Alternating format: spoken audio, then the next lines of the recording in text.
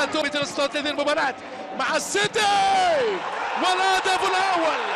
جول جول جول جول جابري فيجا بأقدامه الإسبانية.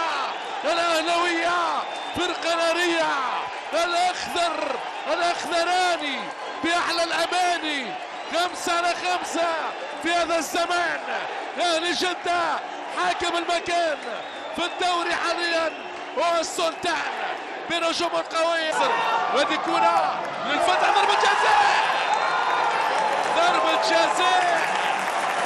علي سبيدي يقوم بالأقوى، والمغربي مراد بادنا يتوغل وينال ضربة جزاء في قناة فابيو فيريسيمو. هنا على الجديد في مباراتنا وفي العرين الأخطبوط السنغالي البريكان وهدف التعادل.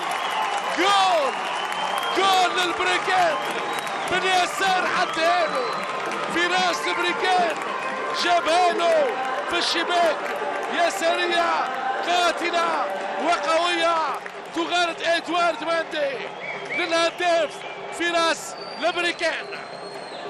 1-1 بين الفريقين. رزاق كرة جول، كرة جول، جول فتحاوي، فيها جول فيها جول فيها جول.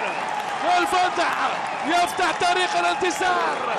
المستضيف يتحدى الأهلي في هذا المشوار. الأهلي ينهار خارج الديار، لكن قام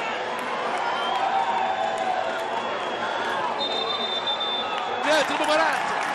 ماذا يقول؟ هنالك لمس اليد، قدم باليسار وجول جول جول جول.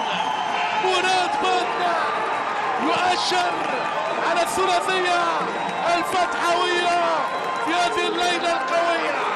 3-1 للفتح أمام الأهلي في 5 مواعيد دوري الرشد. كرة